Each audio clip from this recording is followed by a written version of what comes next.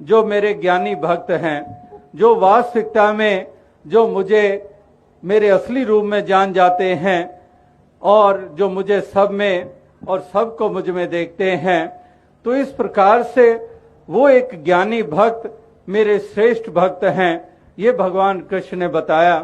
तो कहने का भाव यही है, कहने का तात्पर्य यही है कि महापुरुष, संतजन, भक्तजन वो हमेशा ही इस बात की तरफ ही ध्यान दिलाते हैं कि ये हमारे जीवन का मनोरथ क्या है, कि आए हैं किस काम को, कि किस काम के लिए आए हैं, हमारा मनोरथ क्या है, क्या खाना पीना सोना भोग इत्यादि, यही हमारे जीवन का मनोरथ है, जीवन का मनोरथ है।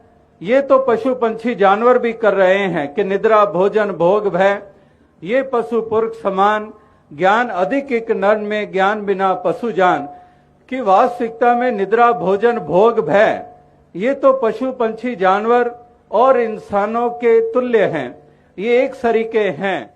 पशुओं के भी घर औलाद हो जाती है, जानवरों के भी घर औलाद हो जाती है, वो भी भोजन कर लेते हैं, वो भी निद्रा कर लेते हैं, वो भी रहने के लिए आशियाना बना लेते हैं, मकान बना लेते हैं, छोटी सी चिंटी भी सुराख करके रह लेती है, चिड़िया भी तिनका तिनका इकट्ठा करके घोंसला बना लेती है। इस प्रकार से कोई गुफाओं में बसेरा कर लेता है, शेर इत्यादि। इस प्रकार से वो सब कुछ समान है, लेकिन ज्ञान अधिक एक नर में ज्ञान बिना पशु जान, कि वास्तविकता में वो ज्ञान के कारण ही जीवन, इंसानी जीवन की महत्ता है। और इसलिए कहा है कि बड़े भाग्यमान उस तन पावा।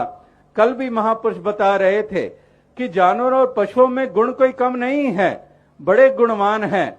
हाथी में कितना बोझ हाथी उठा सकता है, हाथी के दांत और इंसान की दांत की कीमत की तुलना कर लें तो पता चल जाएगा।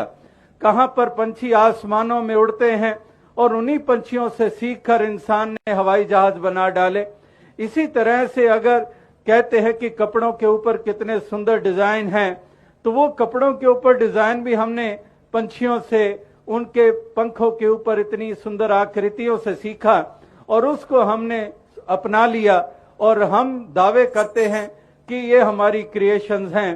तो कहने का क्या भाव है कि गुणों के हिसाब से उनमें कोई कम गुण नहीं है, लेकिन इस सब के बावजूद भाग्य की बात माना जब मानुष तन प्राप्त हो गया कि बड़े भाग्य मानुष तन पावा, सुर दुर्लभ सदगंत ही गावा, कि बड़े भाग्य की बात है कि मनुष्य जन्म मिला है, क्योंकि ये सुनहरी अवसर है और इस अवसर का पूरा पूरा लाभ उठाना है।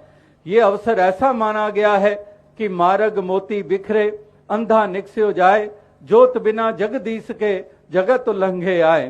कहते हैं कि मार्ग में जैसे मोती बिखरे पड़े हुए हों, लेकिन अंधा जिसकी आंखें नहीं हैं, उन मोतियों को कंकर मानकर उनको पांव के नीचे रौंद कर आगे निकल जाता है।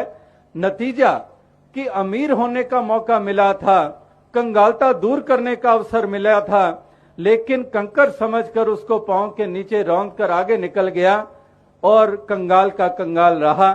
और इसीलिए कबीर जी ने कहा कि कबीर सब जग निर्धना, धनवंता नहीं कोय, धनवंता सो जानिए जाके राम नाम धन होए। कि सब जग निर्धना है, क्योंकि एक ज्योति, जगदीश की ज्योति के बगैर वो इस प्रकार से इस संसार की यात्रा को तय कर जाते हैं। और फिर इसीलिए कहा जाता है कि क्या लेकर के जग में आया, क्या लेकर के जाएगा, मुट्ठी बांधे आया जग में हाथ पसारे जाएगा।